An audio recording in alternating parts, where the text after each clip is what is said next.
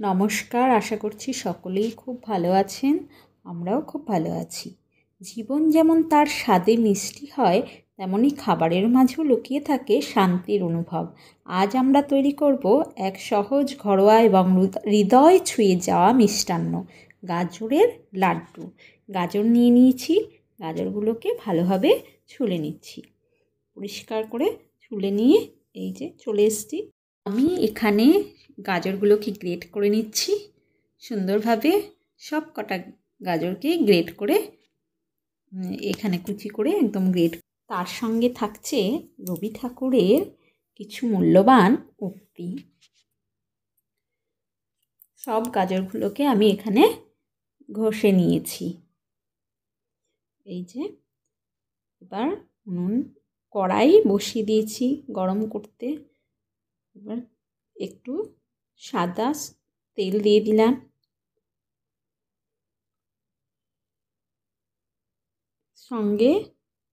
এর সঙ্গে দিয়ে দেব একটু ঘি।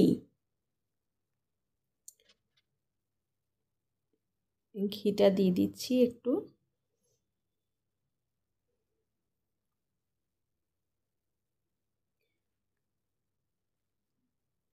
অল্প করে ঘি দিয়েছি, পরে নামানোর সময় আবার একটু দেব। এই গাজরগুলোকে ঘি আর তেল গরম হয়ে যাওয়ার পর আমি এই গাজরগুলোকে এই ঘিয়ের মধ্যে আস্তে আস্তে ছেড়ে দেব।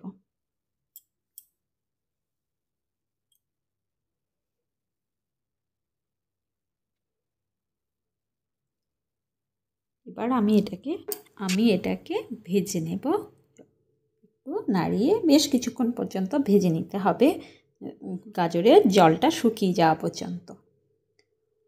রবি ঠাকুর বলেছেন যে যা কিছু সত্য সুন্দর তা সহজে আসে না, তাই ধৈর্য ধরুন, ভালোবাসার সঙ্গে রান্না করুন।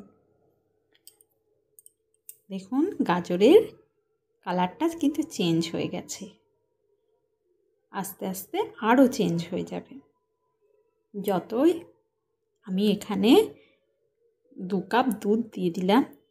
এই দুধটাকেও গাজরের সঙ্গে সুন্দরভাবে ফুটিয়ে নিতে হবে। মিশিয়ে নিয়ে খুব ফুটিয়ে নিতে হবে খুব সুন্দরভাবে। গাজরগুলো মোলায়েম হয়ে যাবে এই দুধে সিদ্ধ হয়ে। রবি ঠাকুর এটাও বলেছেন, শিল্পের সত্যতা আসে হৃদয়ের গভীরতা থেকে। একটু লবণ দিয়ে দিয়েছি।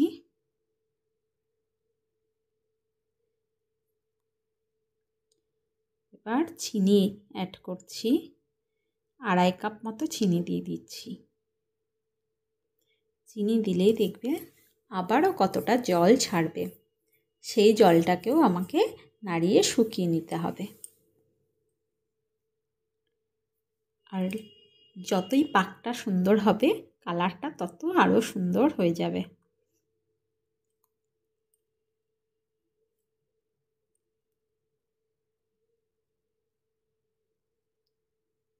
দেখুন কতটা জল ছেড়েছে।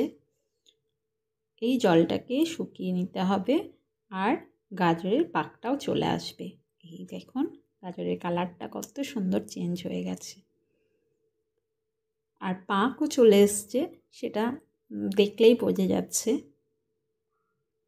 এবার আমি এটার মধ্যে একটু ঘি ছড়িয়ে দেব, যাতে ঘিয়ের গন্ধটা খুব সুন্দর আসে।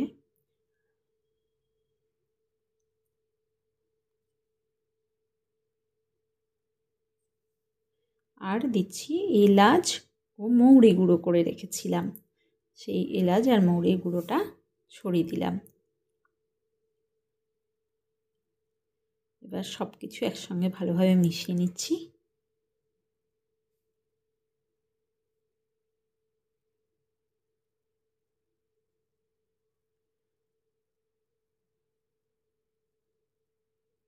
দেখুন কত সুন্দর পাক এসছে।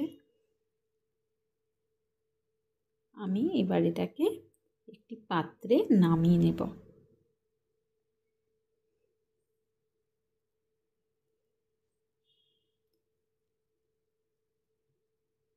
একটি পাত্রে আমি নামিয়ে নিচ্ছি।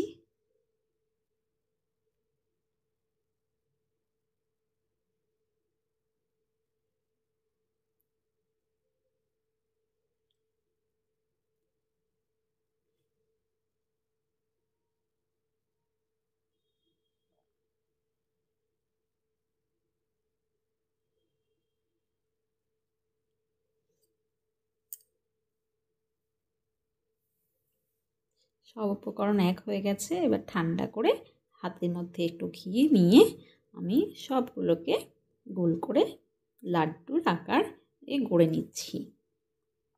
প্রতিটা লাড্ডু যেন এক একটা গল্প, মমতা আর যত্নে গড়া। রবীন্দ্রনাথ ঠাকুর বলেছেন, সৌন্দর্য খুঁজে নিতে হয় ছোট ছোট জিনিসে। আজকে এই গাজরের সৌন্দর্যে যদি আপনাদের ভালো লাগে তাহলে লাইক, কমেন্ট এবং শেয়ার করতে কিন্তু ভুলবেন না। আর অবশ্যই কমেন্টে জানিয়ে যাবেন আপনাদের কেমন লাগলো। দেখা হবে পরের রেসিপিতে। ততদিন আপনারা সকলেই সুস্থ থাকবেন, ভালো থাকবেন, সাবধানে থাকবেন। আশা করছি আপনারা আমাকে লাইক, শেয়ার, কমেন্ট করবেন।